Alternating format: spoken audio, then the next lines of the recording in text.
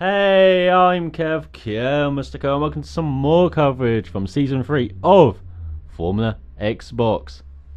And Tier 1 visited Spa-Francorchamps, the legendary circuit in Belgium, for round 12 of Season 3. And it was an interesting time, and qualifying, it didn't quite go to plan. It was a very scruffy lap. You're going to see this in our source immediately. Look at that, going wide, losing time. And this is a circuit where I expect to do really well. You know, I expected to carry on my form from F1 2012, where I was very good around this circuit, to do well, get another top 5, get this run going after a great finish in Hungary. But, you know, the qualifying, like I said, scruffy, and you know, even though I was better, I don't think I'd have got that much higher up the grid anyway. But look at that, almost half a second down already in the first sector. And I had a setup where I was like running low rings, so you know I had great speed down the Kemmel straight there, down the back straight in the third sector. But not in this middle sector. I expect to lose loads of time as I'm almost understeering into the barrier there at the corner with no name. So, you know, I was losing lots of time in this middle sector, but I was hoping to gain it in those other two sectors. And on this qualifying, that didn't quite work out.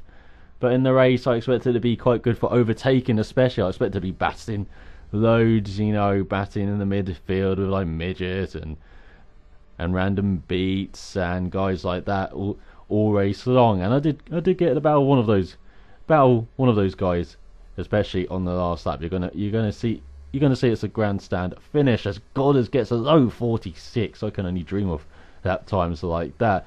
But I did have a teammate, as we had a healthy turnout of 13 players.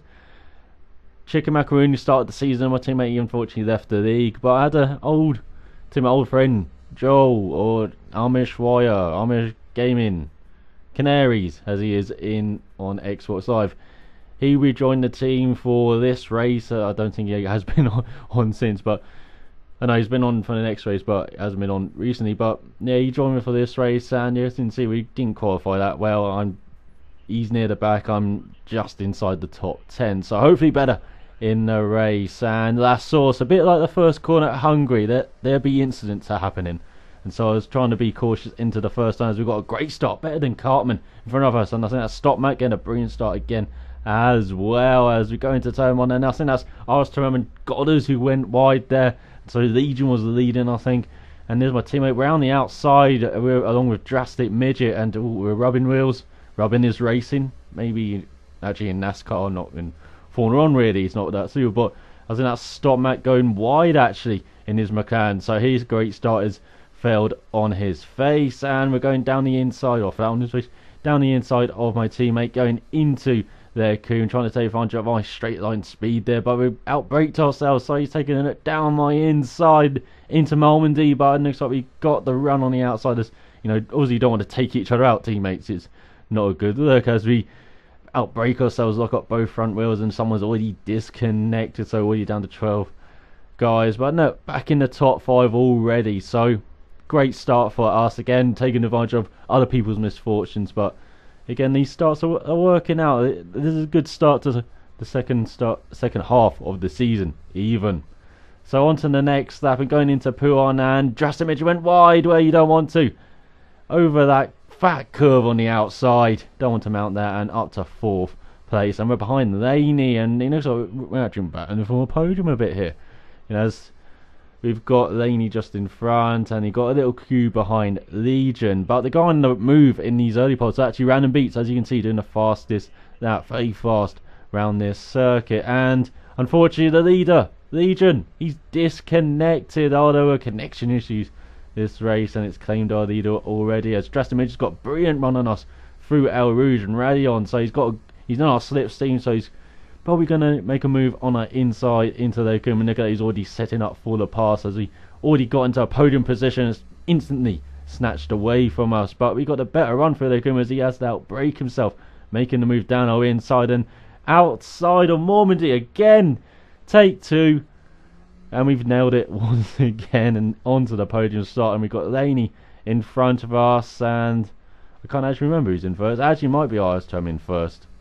but he pitted anyway on that 5, and we're about to pit with Random Beats behind us, who got ahead of Jurassic Midget. But Laney staying out there in first position, and so we get it down to Lean, and hoping just to get some clean air here, as we've been part of that front group where we running quite well, so hopefully we built a bit of a gap to the midfield and they can't really interfere with our races much as usual. But it looks like Jurassic Devils out in front of us. Jurassic Midget, as you saw, went through ours to M, and Random Beats also pitted, so it looks like we've got some nice clean air here on lap 6 at the start of it, and some other guys are pitting as well. But on to the next lap, and we called up the Jurassic Devil, tyres up to temperature, and of course we're up to temperature. Actually, it wasn't Jurassic Devil.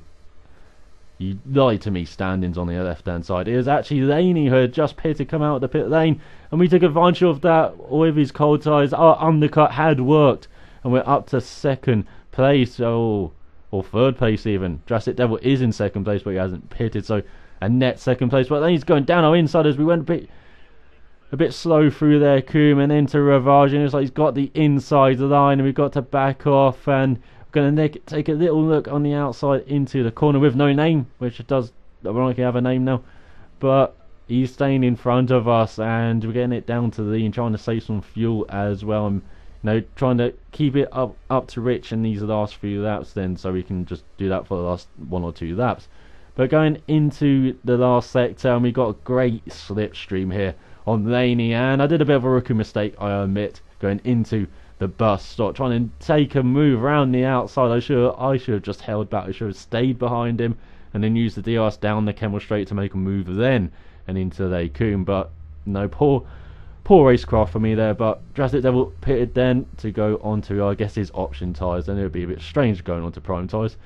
But I was making mistakes as Laney started to ramp up his speed. The Random Beat started to ramp up his speed a bit, while my speed was just staying constant, staying the same. I wasn't really improving my speed, and Nicholas into Ravage, locked up both front tyres again, going wide, and I have to admit that probably cost me on the last lap, as you're about to see, as we got Random Beats all over the back of us, as again Goddard's retired, so big for the championship. But Laney, look at that, building the gap almost up to 5 seconds. We're really struggling with our tyres here, and now Random Beats is just nicking all over the back of us. A bit of a repeat of, I think it was last season when we were battling with for a podium. I think it was Random Beats' first race, if I remember correctly. Was it last season or the season one? I can't actually remember off the top of my head, but we're just defending hard, even defending hard into Puon, just making sure he doesn't make a way past. But I was actually chasing him whenever that race happened, and I didn't quite get past him for that podium spot, so hopefully I can hold him off this time around as we go into Frangia Chicane.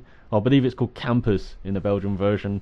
They have different names for different languages, it seems. But going into Stabilo, and we got a nice run through there, but he's going to have the slipstream coming out of Curve de Paul Frere, of course, the famous Belgium racing driver, and Whiter. And we're defending the inside into Blanchimont, and he's nooking, he's trying to push me out of the way, but I'm not budging from that inside line. And then you would have thought I had the perfect inside line again for the bus stop chicane, but I was stupid. I opened the door, he just dives through down the inside, I outbrake myself, he outbrakes himself, and I lost the podium. Last chicane, last corner, into the wall. I was not happy at the time, I can tell you that, but I was happy that I got another top 5. I'm consistent, that's 2 4th places in a row, and considering my pace, nicking out as fastest lap, that was a very good result, taking advantage of that clear out early on. But can we do better? Monza South options. So till then, cheerio.